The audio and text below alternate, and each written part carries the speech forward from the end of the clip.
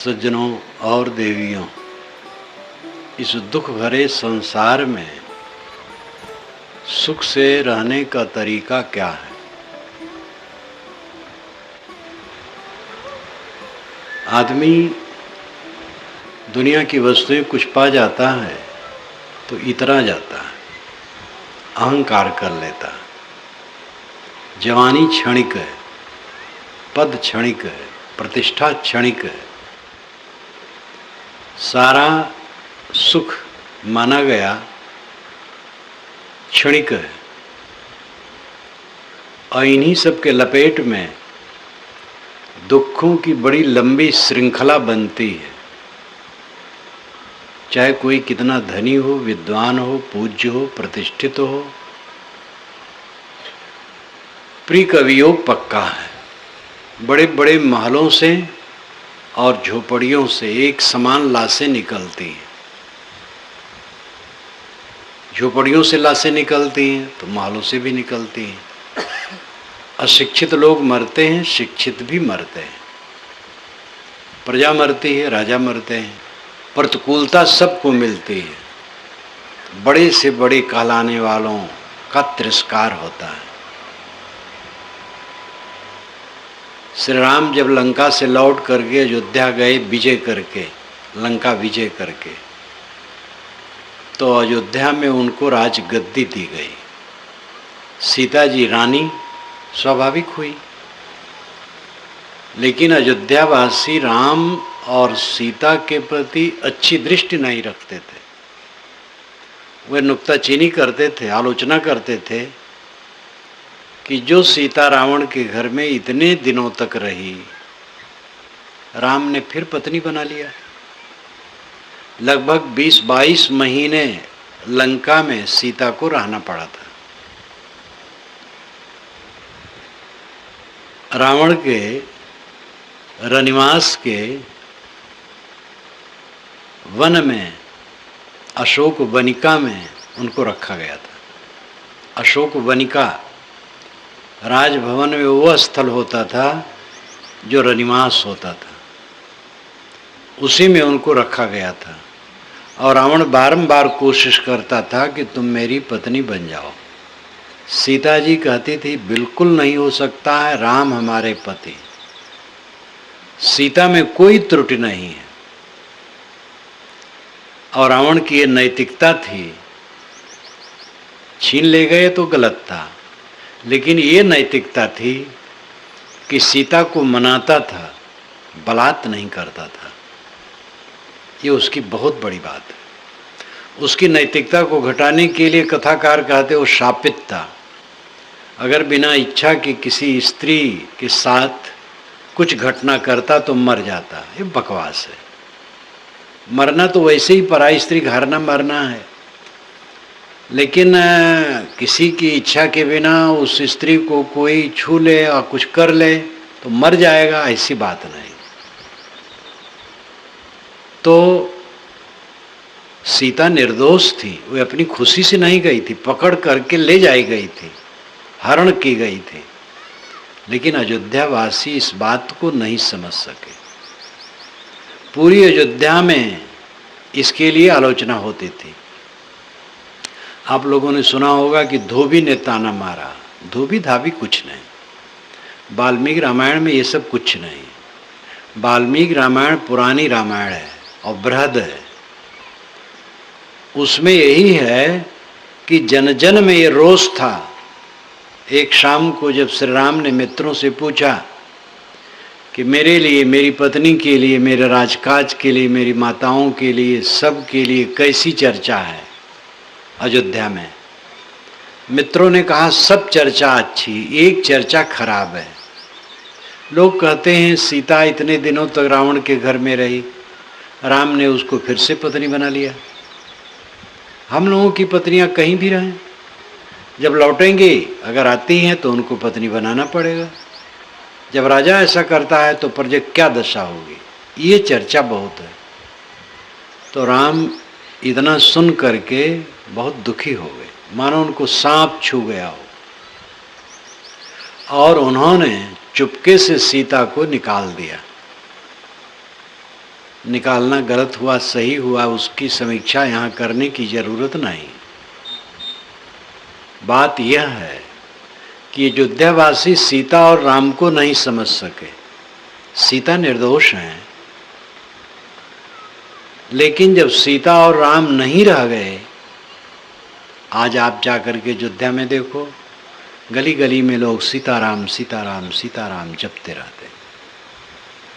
जब थे तो उनका तिरस्कार किया गया, जब नहीं है तो उनका नाम जपा जाता है। ऐसा संसार है।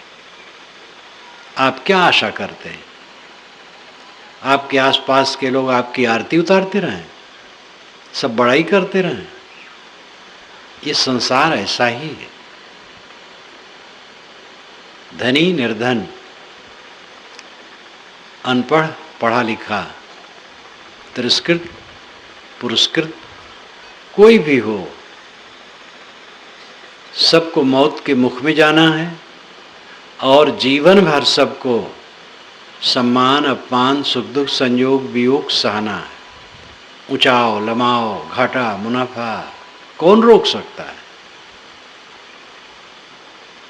भोगने भर का दुख झोपड़ी से महल तक व्याप्त है। सारा संसार दुख से पीड़ित है। क्या भोजन नहीं मिलता है? भोजन तो मिलता है। चींटी को मिलता है, चींटों को मिलता है, बानरों को मिलता है, कुत्तों को मिलता है, सूअरों को मिलता है, मक्खियों को मिलता है। भोजन तो सबको मिलता है, बस मन का नहीं है। जैसा मन चाहता है वैसा नहीं है। ये मनुष्य की लीला है। जानवरों को तो परेशानी नहीं है, वह संतुष्ट है। आदमी असंतुष्ट है, पीड़ित है। जैसा मन चाहता वैसा नहीं मिलता। और जिसमें मोह करता है वो गल जाता है, बिछुड़ जाता है, विमुख हो जाता है। और जिसको पसंद नहीं करता वो सामने पड़ा करता है। अप्रिय घटनाएं जीवन में आती रहती हैं। इन सबसे उबरने का रास्ता क्या है? क्या कोई मौत को रोक सकेगा? क्या अवस्था के परिवर्तन को कोई रोक सकेगा? कोई जवान सदा बना रहेगा? बूढ़ा होगा पक्का है, समझ लो। जवान लोग जो इसमें बैठे हैं अहंकार न करेंगे। आसपास जो उनके बूढ़े बैठे हैं वैसे वो भी होंगे। उनकी भी आंखें मुरझाएंगी, चाम में सिकन आएंगी और दांत उखड़ेंगे। बूढ़े होंगे, जमीन पकड़ करके खड़े होंगे। एक बूढ़ा जा रहा था, कमर झुकी थी। एक मनचले नौजवान ने कहा, बाबा ये धनुष कितने में खरीदे हो? कमर झुकी थी इसलिए उसने व्यंग किया। उसने कहा, बेटा बिना पैसे के मिलता है, अगर तुम जीवित रहोगे तो तुम्हें भी मिल सकता है। और आगे बढ़ा तो एक दूसरे जवान ने व्यंग किया, बाबा क्या खोजते हो? जिसकी कमर झुकी होती है चलते समय उसकी निगाह जमीन की तरफ रहती है। तो उसने व्यंग किया, बाबा क्या खोजते हो? कहा, बेटा जवानी खोजता हूं। सब के ऊपर यह है, कोई बच नहीं सकता है। इससे ऊपर उठने के लिए भक्त ज्ञान वैराग्य ये सब साधन है। भक्ति में लगो, ज्ञान में लगो, वैराग्य में भी लगो। वैराग सबसे घबराओ ना। ये मत सोचो कि मैं यहाँ आया हूँ तो तुम लोगों में से कुछ लोगों को अपने साथ ले जाना चाहता हूँ। ऐसा कुछ नहीं। ले जाने से कोई जाता है? ले जाने से जाता नहीं है, और जिसको होता है उसको भगाने से भागता नहीं है। एक नौजवान मेरे पास आया था, ग्रेजुएट, लॉ किए था। कोई 28 वर्ष की उम्र का मस्त जवान, इलाहाबाद के पास का था। बहुत पुरानी घटना है, शायद 77 की होगी, 1977। तो कहा, साहब अब घर नहीं जाऊंगा, बस समर्पित हूँ। समझाया बुझाया तो लक्षण दिखाई दिया कि इसको वैराग्य स्थिर नहीं। मैंने कहा, बेटा तुम घर चले जाओ। बहुत दुखी हुआ। अंत में एक दिन उसको घर भेजा ही तो मेरे पैर को पकड़ करके इतना रोया कि पैर को भिगा दिया। मैंने कहा तुम्हें आज मैं न भेजूं तो कुछ दिन में तुम खुद जाओगे, इसलिए मेरी बात मान लो। चला गया। 1 महीने के बाद उसने पत्र दिया कि साहब जब आप योग्य समझिएगा मुझे तब लिखिएगा, मैं आपके पास सदा के लिए आ जाऊंगा। तो मैंने उसको उत्तर दिया, उसमें ये लिखा कि एक स्त्री थी गर्भवती। तो एक दिन शाम को जब भोजन सब कर लिए तो उसने अन्य स्त्रियों से कहा, ऐसा लगता है कि आज मुझे बच्चा पैदा हो जाएगा, तो जरा पैदा होने के समय मुझे जगा दीजिएगा। तो स्त्रियां हंसने लगी, कहे बेवकूफ़ तू ही सबको जगाएगी कि हम जगाएंगे? तो मैंने कहा तुम्हें मैं पत्र दूंगा, वो दशा आएगी तो स्वयं हो जाएगा। तो वैराग का अर्थ घर छोड़ना नहीं है और कपड़ा बदलना नहीं। वैराग का अर्थ है मोह छोड़ना। वैराग का शुद्ध शब्द विराग है। राग मोह को कहते हैं, आसक्ति को कहते हैं। विराग मोह न होना। किसी को मोह नहीं करना चाहिए। मोह करने से कोई फायदा नहीं। सेवा करो, मोह न करो। देखो नौकरानी होती है, धनी घरानों में बच्चों को पालने के लिए आती है, तो बच्चे को दूध पिलाती है, उपटन करती है, खिलाती है, अपने सीने पर सुलाती है, प्यार देती है, लेकिन अपना नहीं मानती है। और जब नौकरी छोड़ करके जाने लगती कोई तकलीफ नहीं होती, समझती मेरा नहीं है। इस ढंग से हम सबको रहना है। वैराग्य निर्मोहता। भक्ति ज्ञान वैराग। भक्ति का अर्थ है, भक्ति का तो मूल अर्थ है अलग हो जाना, विभक्त हो जाना भक्ति है। भक्ति का अर्थ अनुराग है, प्रेम है, झुकाव है, समर्पण है। कहाँ समर्पण? जहाँ से बुद्धि शुद्ध हो। कुछ लोग बहुत रैशनल विचार के अपने को मानते हैं कि मैं बहुत रैशनल, तार्किक, वैज्ञानिक दृष्टि वाला। भक्ति भुक्ति कुछ नहीं, बकवास है। मैं भक्ति उक्ति नहीं मानता। लेकिन वो बीड़ी पीते हैं, सिगरेट पीते हैं, सिगरेट की भक्ति करते हैं। काम वासना की भक्ति तो करते ही हैं, लोभ मोह की भक्ति करते हैं, उसमें समर्पित हैं। कौन भक्त नहीं है? सब भक्त हैं। अब भक्ति किधर है ये तो पता लगेगा जीवन अध्ययन करने से। कहीं झुकाव होना भक्ति है, गलत के तरफ तो सब झुके ही हैं। जहां से बुद्धि शुद्ध हो वो भक्ति है। कहां से बुद्धि शुद्ध होगी? सज्जनों संतों की संगत से। इसलिए सज्जनों के प्रति झुकाव करो, संतों के प्रति झुकाव करो। जिनका जीवन निर्मल है, ज्ञान निर्मल है, ऐसे लोगों की संगत करो, वहाँ झुकाव करो। ये भक्ति है। फिर आत्मा को पहचानो, अपने को पहचानो, आप कौन हो। अपने को पहचान करके अपनी तरफ लौटो, आत्मसंतोष प्राप्त करो। गुरु की भक्ति हम क्यों करते हैं? आत्मभक्ति के लिए, अपने कल्याण के लिए। गुरु भक्ति हमारा मूल उद्देश्य नहीं है। क्यों गुरु की भक्ति करें? गर्ज से करते हैं, हमें गर्ज है। मुझे स्वयं स्मरण आता है कि मुझे अपने गुरुदेव न मिले होते तो मैं ये सब न जान पाता और न ऐसी स्थिति पाता, पता नहीं कहाँ भटकता होता। इसलिए गुरुदेव का अनंत उपकार है। अपनी गर्ज से गुरु की भक्ति की जाती है। और गुरु की भक्ति आत्मभक्ति के लिए है। अपने आत्मा को पहचान करके अपने आत्मा में शांति पाने के लिए। भक्ति रुझान, समर्पण, अनुराग, जहाँ से बुद्धि निर्मल हो ऐसी जगह। ज्ञान निज स्वरूप का ज्ञान, अपने आप का ज्ञान, मैं कौन हूँ। आप देह नहीं है, प्राण नहीं है, मन नहीं है, बुद्धि नहीं है, ये सब शरीर के अंग हैं। आप शुद्ध चैतन्य हैं। देह स्थूल है, प्राण उससे सूक्ष्म है। देह मिट्टी की है, प्राण हवा की है, हवा का है प्राण, प्राण समुच्चय पूरा हवा का है। मन संस्कारों का समुच्चय है। बुद्धि ज़्यादा सघन ज्ञान का अंग है, लेकिन वो ज्ञान करता है चेतन।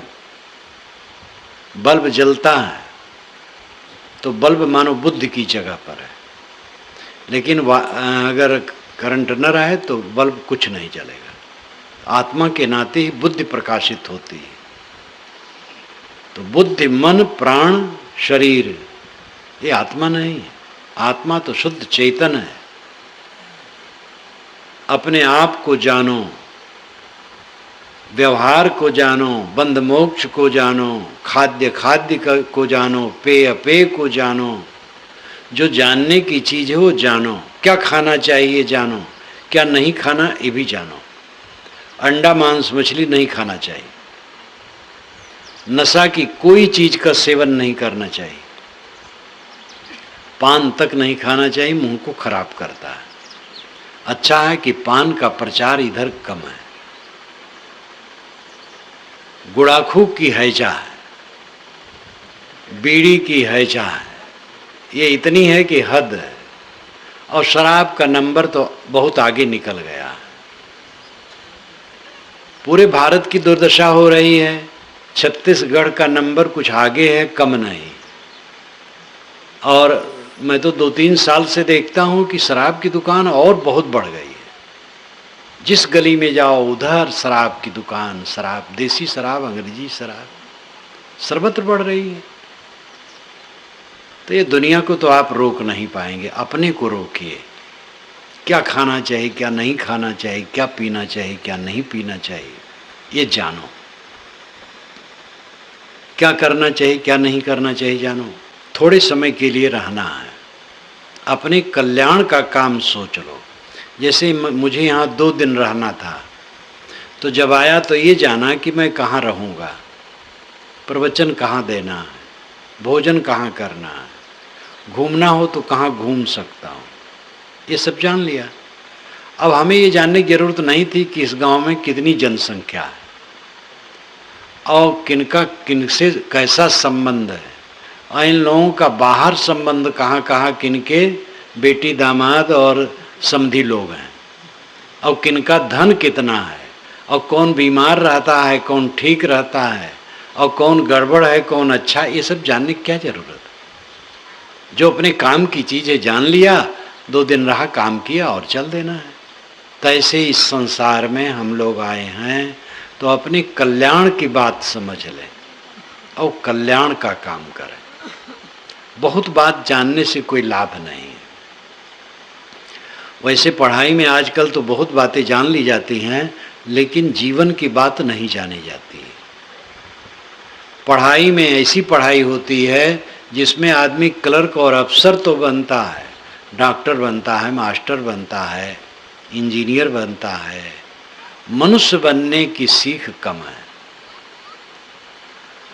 पिता कैसे होना चाहिए, पुत्र कैसे होना चाहिए, माँ बाप के क्या कर्तव्य हैं, पुत्र के क्या कर्तव्य हैं, ये सब नहीं सिखाया जाता है। ये त्रुटियां हैं।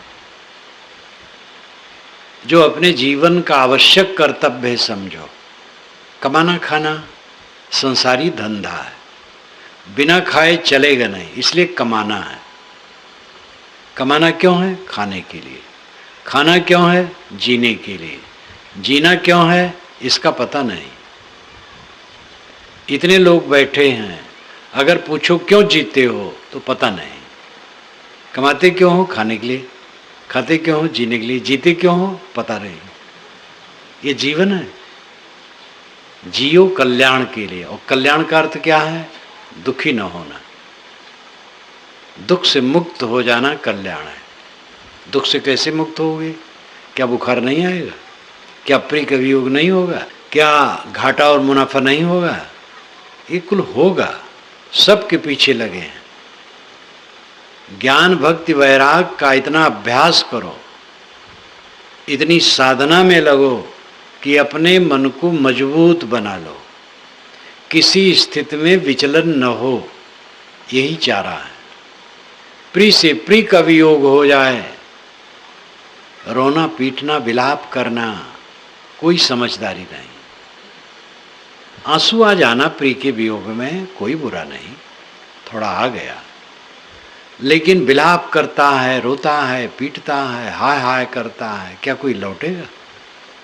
इसी छत्तीसगढ़ की घटना है। एक बहुत समझदार महिला का पति मर गया, उसकी उम्र 50 रही होगी। मैं आया उस गांव में, कार्यक्रम था तो मिलने आई। बहुत सुपरिचित, बहुत समझदार महिला है, अभी भी है। कुशल मंगल पूछा, पति की वियोग की बात चबाई तो भावुक होने लगी। मैंने कहा भावुक बिल्कुल मत होना, अगर रोने से वो लौट जाए तो मैं भी रोऊं, मैं भी रोऊंगा, और नहीं लौटने वाला है तो व्यर्थ में रो करके क्या हो, तो मुस्कुराने लगी।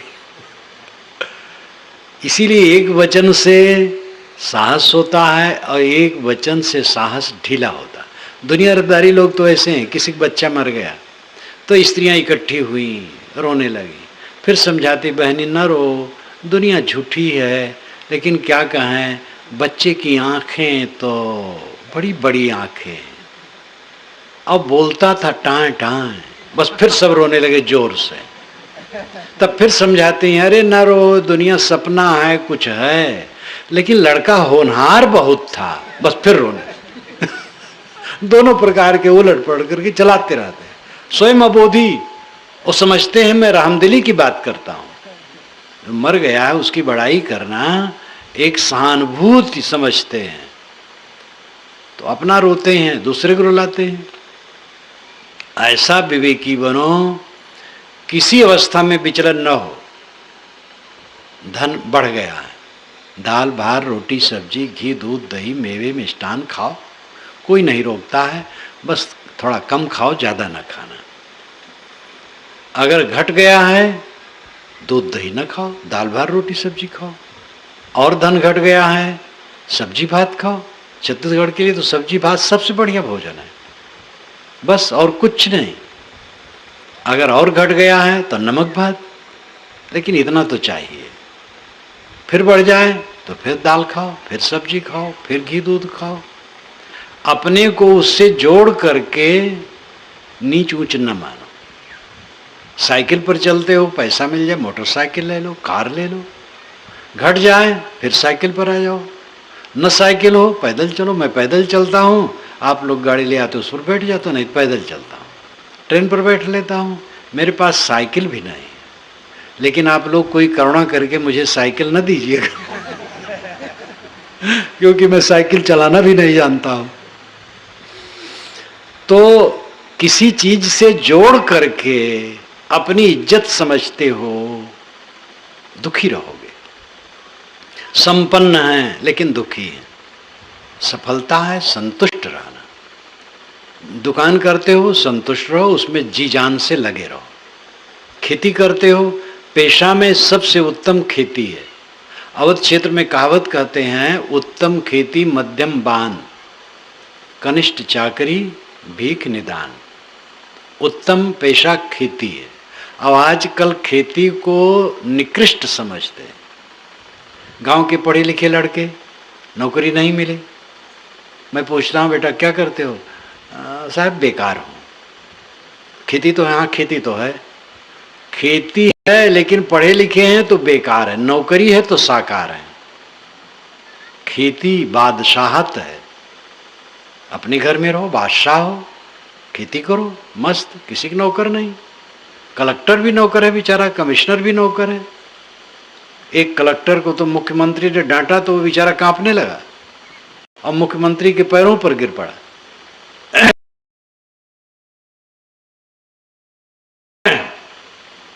इसलिए कलेक्टर होना क्या है, नौकरे तो हैं। किसान किसका नौकर है? किसान बादशाह है अपने घर का। उत्तम खेती मध्यम बान। व्यापार करना, दुकानदारी करना मध्यम है।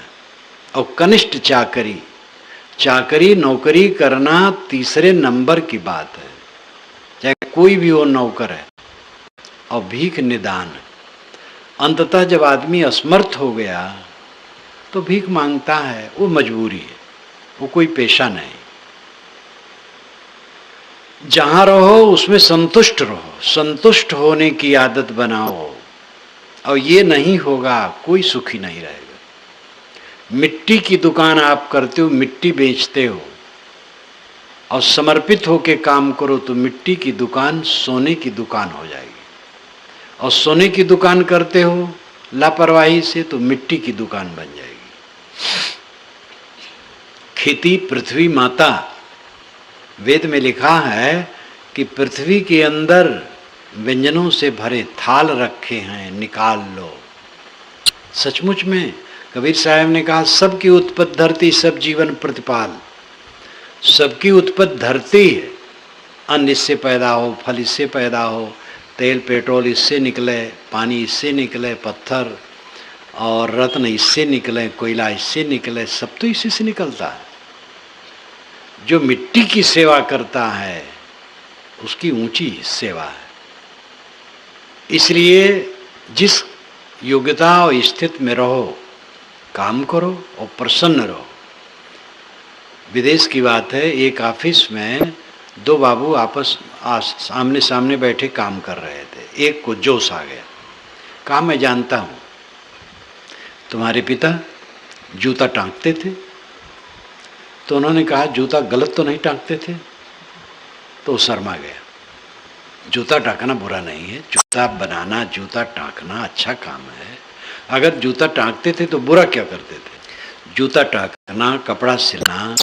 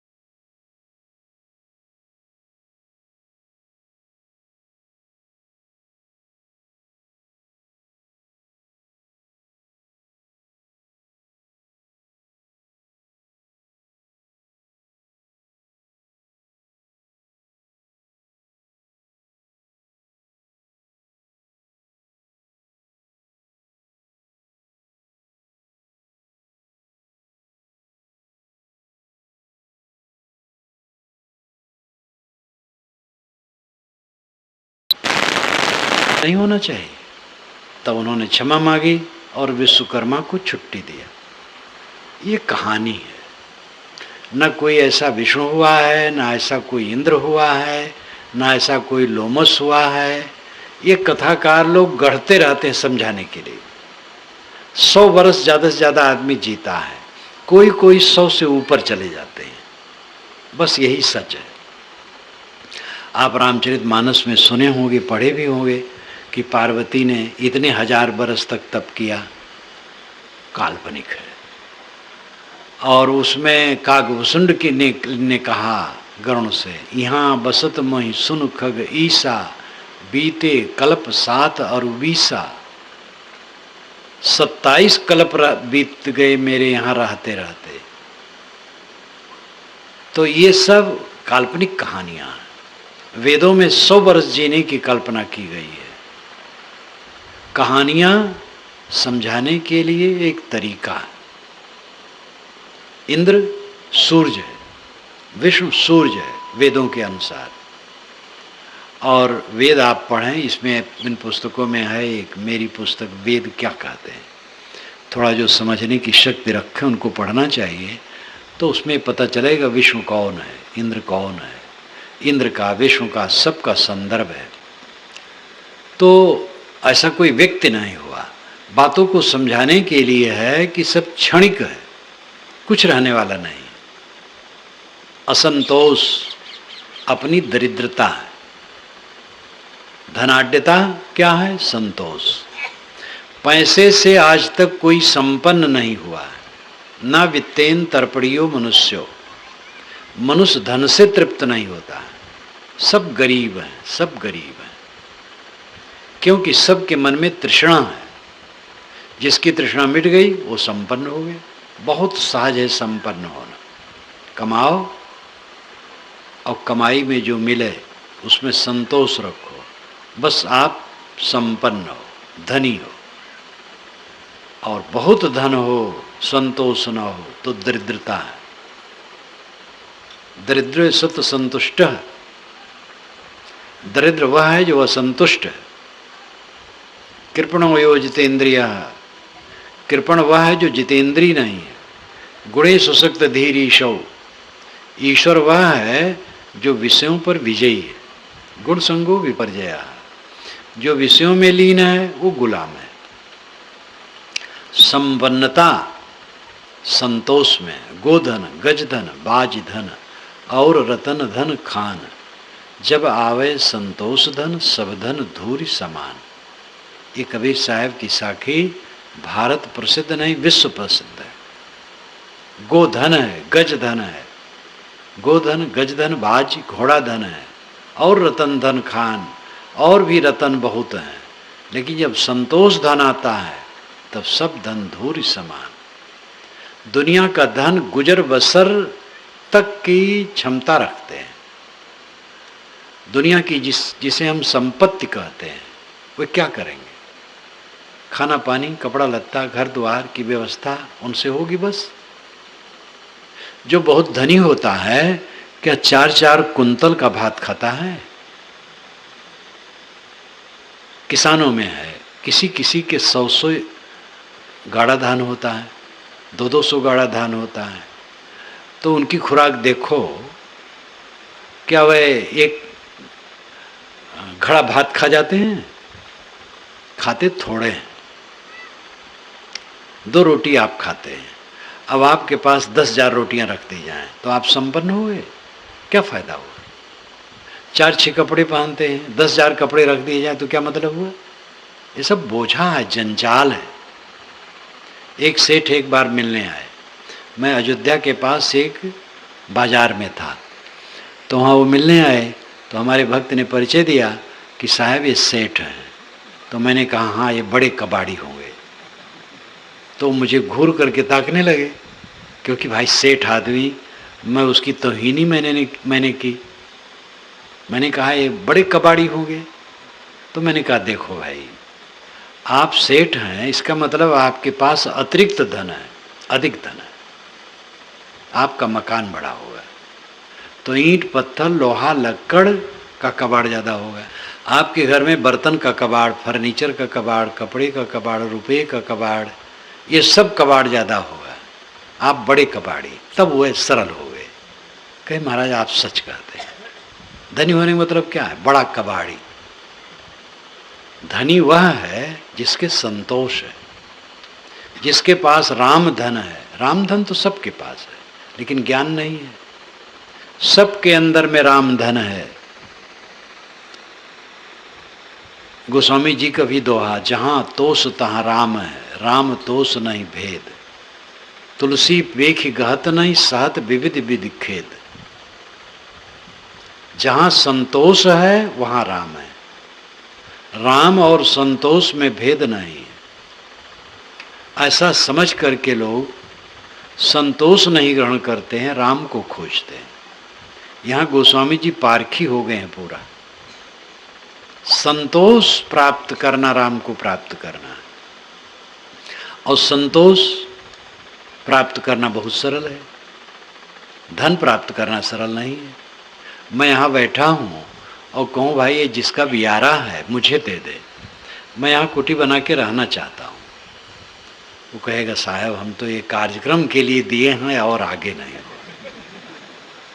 अब अगर मैं यहीं बैठ जाऊं तो पंचों से बुला करके मुझे निकलवाएगा, उससे नहीं निकलूंगा तो पुलिस आ जाएगी। और अगर वो गांव भर मिल करके कहो कि साहब मैं अब यहीं कुटी बनाऊंगा आपके लिए और रुकिए, और मैं चल दिया तो आप क्या करोगे? छोड़ करके जाने में मुझे कुछ परतंत्रता नहीं, और पकड़ने में भयंकर परतंत्रता है। पकड़ ही नहीं सकते। क्या पकड़ पाएंगे? कुछ अपने हाथ में नहीं। आप लोग सुने होंगे, बोर्ड में भी पढ़ते होंगे, इलाहाबाद आश्रम है, इलाहाबाद आश्रम है। अरे है सार्वजनिक संस्थान है, लोग वहाँ रहते हैं, हम भी रह लेते हैं। हमारा आश्रम कहाँ है? हमारा आश्रम कहीं नहीं। हमारा आश्रम तो अंतरात्मा में है। वही इलाहाबाद में मैं था तो एक सज्जन आए, कहे महाराज ये बड़ा अच्छा हुआ, आपका अस्थाई आश्रम बन गया। मैंने कहा मेरा अस्थाई आश्रम में कहाँ बन गया? मेरा अस्थाई आश्रम में नहीं है।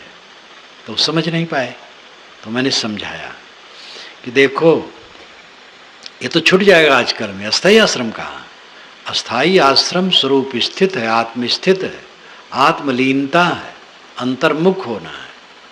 ये बाहर वाला ऊपर की सब बादी सपना देखते हैं, नींद खुली सपना झूठ, और ये आंखों से देखते हैं और सो गए तो ये झूठ। एक सपना आंखें खोल करके देखते हैं, एक सपना आंखें बंद करके देखते हैं। सोते समय जो सपना देखते हैं आंखें बंद करके, और जागते समय जो सपना देखते हैं आंखें खोल करके। दोनों सपना, सपना सब संसार यह सपना तीनों लोग। सुंदर जाग्यो स्वप्न से तब सब जान्यो फूक। क्या बचपना सपना नहीं हो गया? यहाँ जितने बूढ़े बैठे हैं मुकदमे में हारे हुए के समान, कोई मुकदमा में हार जाए तो बेचारा हताश बैठा रहता है। बूढ़ों की दशा यही है, मुकदमे में हारे की तरह वो घर में एक किनारे बैठे। वे जवान थे, वे बच्चे थे, वे शिष्य थे, लेकिन वो कुछ नहीं रहा। ये भी नहीं रहेगा। सब नश्वर है, सब क्षणिक है, सब स्वप्न की तरह।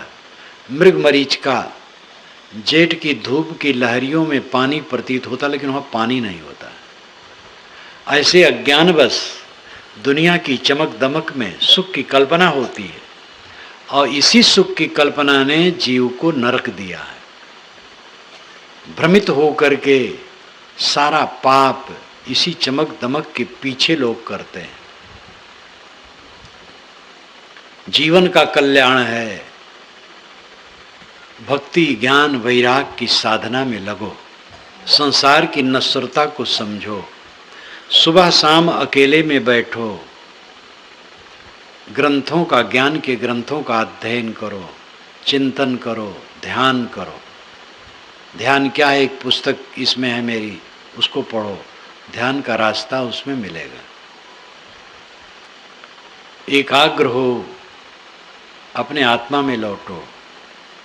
ये सब कुछ बाहर आकर के छूट जाने वाला है, किसी का कुछ चुराने वाला नहीं। हम सुनते हैं अमुक का हार्ट अटैक हो गया, अमुक का एक्सीडेंट हो करके मृत्यु हो गई, अमुक बिस्तर पर लेटा और सुबह मरा मिला। वही रास्ता अपने लिए है, इस शरीर का रास्ता वही है। आजकल में यही होगा। पहले से अपने मन को समेटो, अपने को इतना मजबूत बनाओ कि किसी स्थिति में विचलन न हो, प्री से प्री छुट जाए, अपमान हो जाए, निंदा हो जाए, अपजस हो जाए, तिरस्कार हो जाए, घाटा हो जाए, प्रिय लोग मर जाएं तो भी विचलन न हो। ये कल्याण है।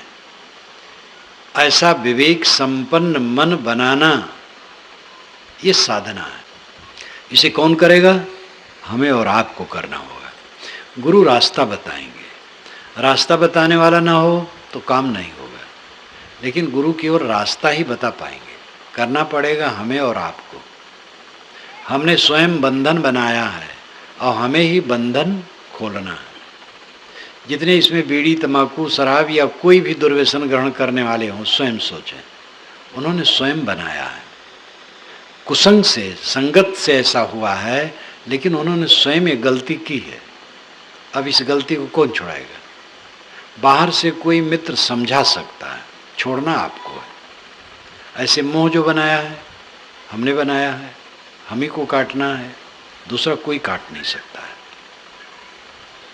ये जीवन कल्याण के लिए है, और कल्याण का अर्थ है दुख से मुक्त हो जाना, दुखी न होना, सब समय आनंद कंद। ये जीवन आनंद से जीने के लिए मिला है, रोने के लिए नहीं मिला है, हाय हाय करने के लिए नहीं मिला है। हरदम असंतुष्ट, हरदम असंतुष्ट, हरदम असंतुष्ट। आदमी की तृष्णा, आदमी का विवेक जहाँ है वो संतुष्ट नहीं है। एक बॉम्बे वाला, एक कलकत्ता वाला एक जगह मिला। बॉम्बे वाला कहा, यार क्या कहूँ, कब समय आएगा मैं कलकत्ता देखूंगा, कलकत्ता का आनंद लूँगा। कलकत्ते वाले ने कहा, यार बम्बई क्षेत्र पार्टी आज तक नहीं देखा, मैं सोचता हूँ कब समय आएगा मैं बम्बई देखूंगा। कलकत्ता से कलकत्ता वाला उदासीन है और बम्बई से बम्बई वाला उदासीन है, और एक दूसरे के प्रति आकर्षित है। ये भ्रम, अविवेक, और कठोर भाषा में कहें तो मूर्खता। बम्बई कूड़ादान है, कलकत्ता कूड़ादान है, पूरा संसार खाकदान, कूड़ादान है। सबका आधार जो शरीर माना है वही कूड़ा कचड़ा है। कहाँ क्या है? जो अंतर ज्योति आपकी है वही सर्वोच्च है। उसे आप जीव कहो, आत्मा कहो, ब्रह्म कहो, पारक कहो, अल्लाह कहो, खुदा कहो, गॉड कहो, परम तत्व कहो, भाषा है, लेकिन तत्व एक है।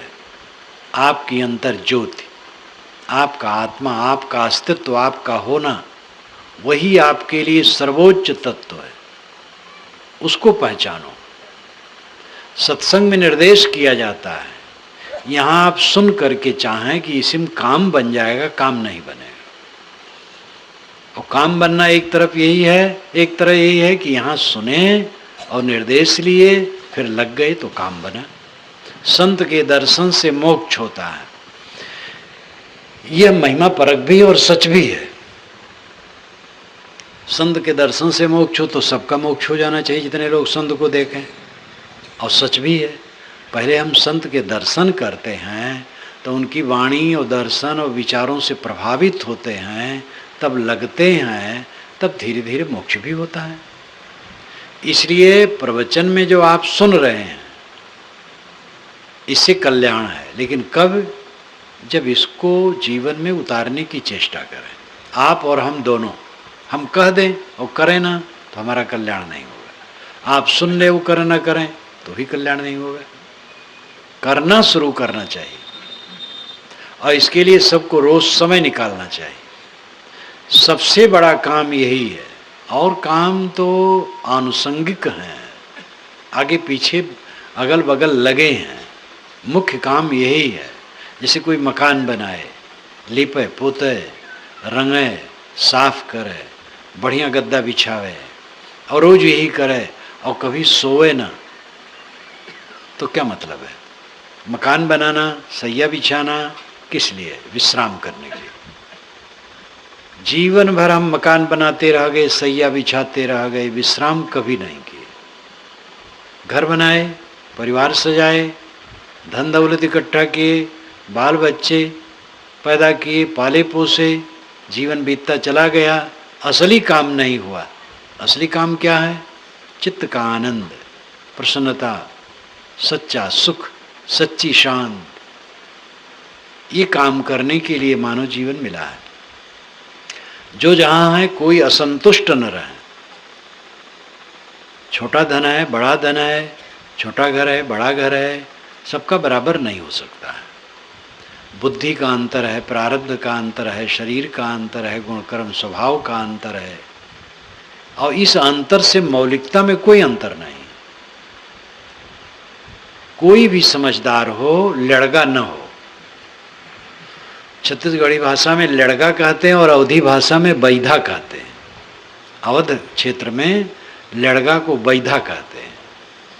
एक लड़का मिला तो जवान था, उसने मुझे देखा तो अपनी भाषा में वो बोला, छत्तीसगढ़ी में, मैं हिंदी कह रहा हूँ। उसने कहा कि महाराज, चाहता है मेरा मन कि आप सरीखा मैं भी साधु बन करके रहूं। तो मैंने कहा, विवाह नहीं करोगे? तो कहीं कोई खोजने वाला नहीं है। तो ऐसा आदमी क्या समझेगा? लड़का ना हो, समझदार हो, समझता हो। फिर वो कितना पढ़ा है, कितना नहीं पढ़ा है, किस कुल में जन्मा है, कितना धन है, इससे मतलब नहीं। समझता हो, समझदार हो और लग जाए, उसी का कल्याण होगा। तो भाई सत्संग में लगो, भक्ति में लगो, अपना उद्धार करो। कोई साथ देगा नहीं, शरीर ही छूट जाएगा तो क्या साथ देगा?